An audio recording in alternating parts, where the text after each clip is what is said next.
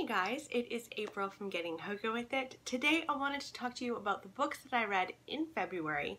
I read 8 in total and I DNF'd 1. So if you like this video, please give it a thumbs up because it really supports my channel. And then if you haven't subscribed already, please do. I'd love to spend more time with you. So let's get into it.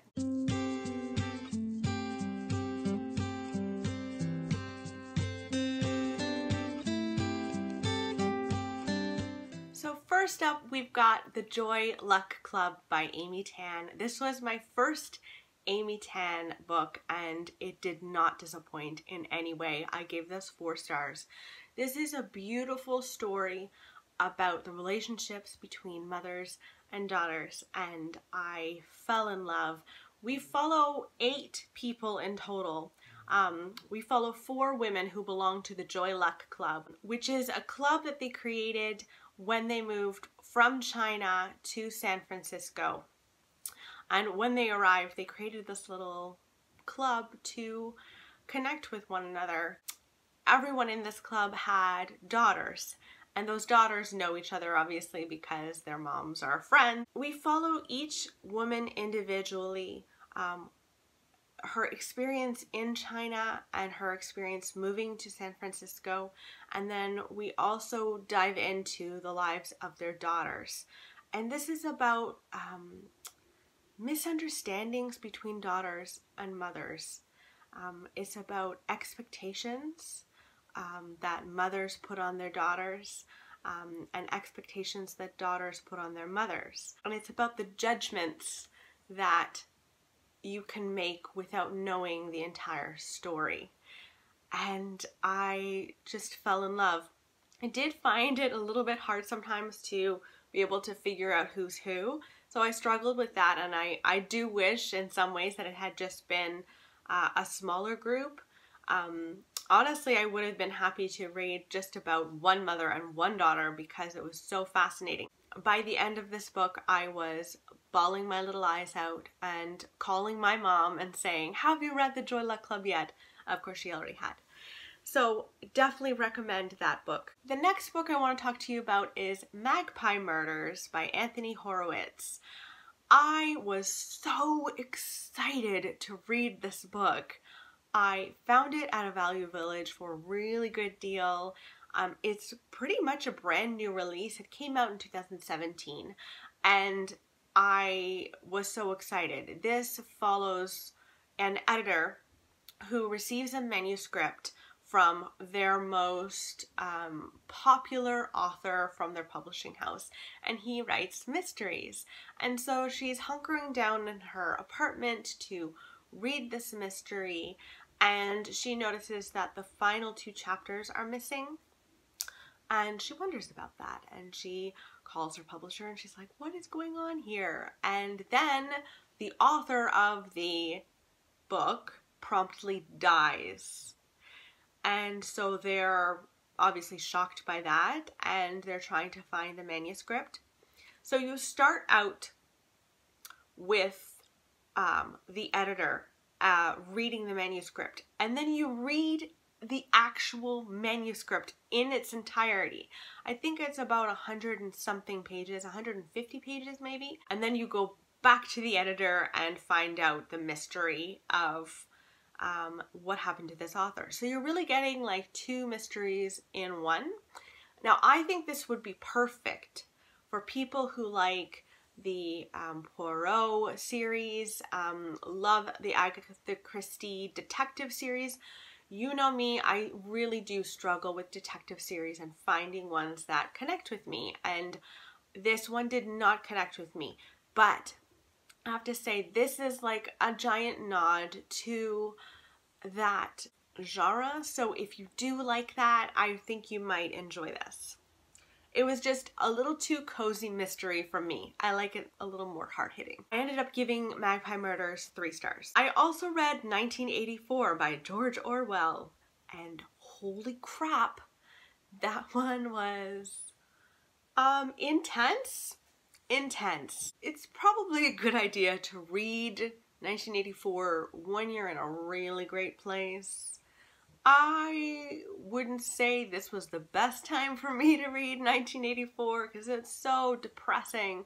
This is about the concept of Big Brother and Big Brother watching and having your rights and your humanity basically stripped away from you. And it was very intense. Now, I did like portions of this. I also found this incredibly repetitive. It was repetitive to the point where I was like, this needed a good editing.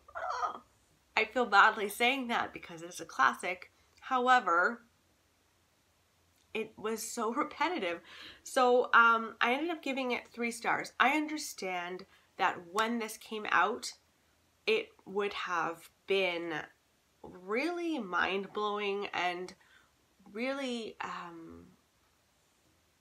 hard-hitting for that time. I think it came out in the 50s. And it is strange how a lot of the storyline and a lot of the things in this book are still relevant to today. That's disturbing, but yeah, it just a little too repetitive for me. I also read The Chalk Man by C.J. Tudor and I loved it. I was kindly sent this book by Penguin Random House Canada.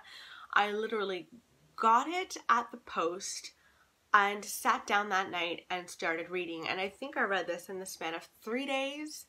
This is a giant nod to it. I've done a whole review on just The Chalk Man and I'll link that somewhere, you know, somewhere around. It's the story of like 4 kids in the summer and they stumble upon a dead body, and not only is it a dead body, the body is like dismembered. Very disturbing, and this is the kind of thriller that I love. I love it when a thriller has multiple storylines interweaving. Everything will come together in the end. I love it when the characters don't depend on the mystery at hand. They are full and fleshed out all on their own, and that was all here in The Chalk Man. I absolutely loved it. I gave it 5 stars. That ending. What? That ending. Yowza. I also read Dragon Springs Road. This was a buddy read with Candace from Beacon Hill Books. I adore Candace. Candace is a dear friend of mine now, and if you enjoy historical fiction books, you have to go and subscribe to Candace.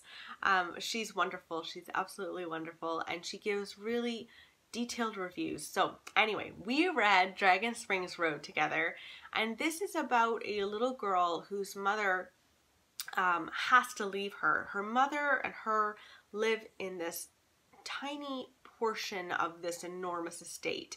I think they live in the right or left wing. I can't remember which wing of it. They kind of lived alone, and so the child didn't really get to know anyone outside of her mother.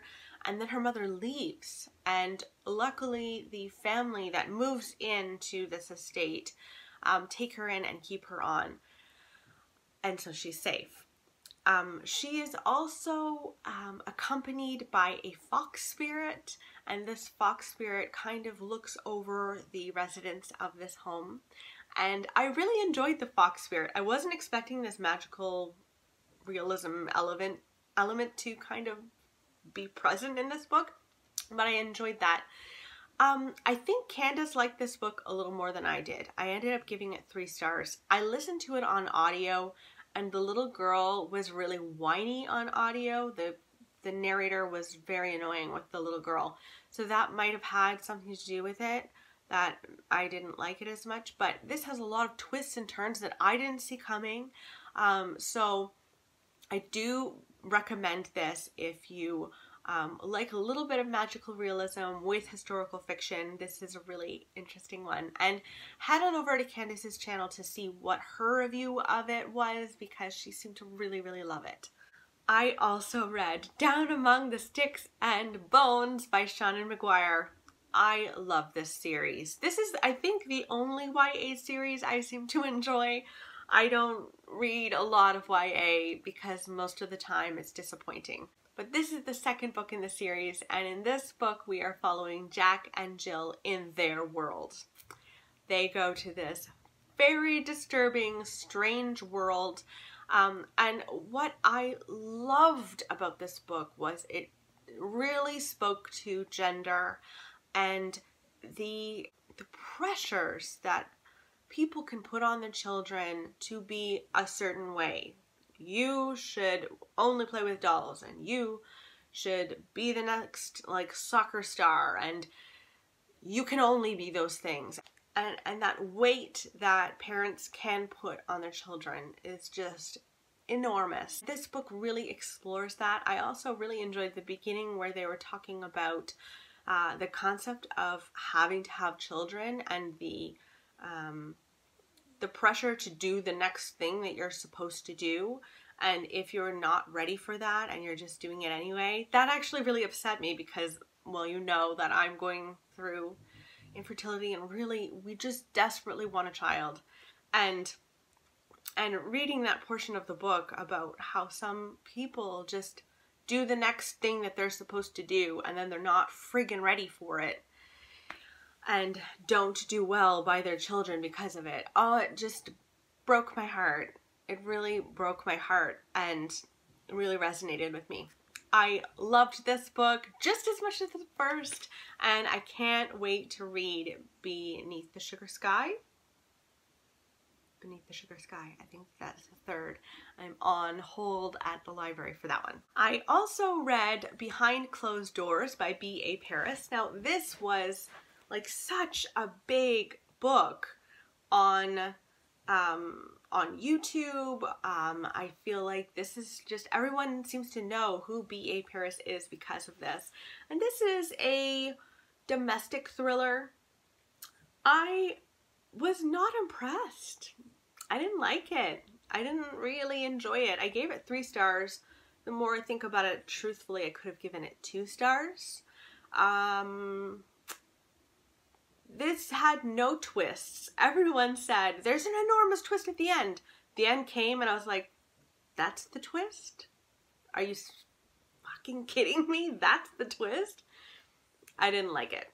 I was not a fan. I could never get on board with this situation actually happening. I can't go into details for you guys because I don't want to spoil anything, but this scenario that our main character finds themselves in is so far-fetched to me. I just kept saying, why can't they do this? And why can't they do that? I would never have been in this situation. I don't think anyone would ever have been in this situation. So I didn't buy it whatsoever. And yeah, it was not for me. I do want to read B.A. Paris's other book. She came out with one in the summer, and I do want to give that a try because I enjoyed the writing style. Like, I liked the writing. She didn't sell me on the situation at hand. Maybe I should change it to 2 stars because it pisses me off. I think I'm going to do that. 2 stars. And then I read The Good Daughter by Karen Slaughter, and this book surprised me. Now, I already knew that I liked Karen Slaughter because I read Pretty Girls by her and loved it. But this book was very different. It starts out with a bang. We have 2 storylines happening, past and present. Both storylines are hard-hitting, very hard to read in some instances. It starts out so powerfully that you think that the rest of the book is going to be just as fast-paced, but then it slows right down and becomes a family drama. And this is about 2 sisters, their family, and a very horrendous, horrible crime that is committed to their family. And they're brought back together several years later. They're in their adulthood, and everything seems to drudge up again. Everything comes out, and it's about trying to piece the family back together again, and also trying to solve these 2 mysteries. And I really enjoyed it. This was definitely a 5-star read for me. I do recommend it, but I warn people going into The Good Daughter, this is not going to be crazy fast-paced like a psychological thriller is. Like, the Behind Closed Doors was really fast-paced, you couldn't put it down, and then The Good Daughter kind of is a bit of a slower book, so be warned. And then I DNF'd a book. I was so sad. I DNF'd Pray for Silence by Linda Castillo, and I will no longer be going through the series with her anymore. I loved the first book, Sworn to Silence, which is about Kate Burkholder. She's the head of police, and she lives in this little town. She was Amish, and she's uncovering an Amish crime, a crime committed against an Amish person. And we've got the same vibe going on in this book, where it's a family, an Amish family is brutally murdered. What I struggled with Pray for Silence is there weren't multiple storylines like the first book. The first book had a lot of interweaving and you're solving multiple things at one time. And I just think that's smarter writing. I listened to Pray for Silence on audio. I'm not sure how far in I got, but far enough that I'd gone through all of the crime and I could see that there wasn't going to be another storyline interweaving to complicate the whole situation, to make Kate Burkholder a complex person. It was just all lost to me. So I'm done with the Kate Burkholder series. I've bought a lot of the series actually, so I'm going to be donating that back to the library. Those are the books that I read in February. Some really great books, some not so great books, and yeah, let's see what March has in store. What is the best book that you guys read in February? I would love to know, and I will talk to you guys later. Bye!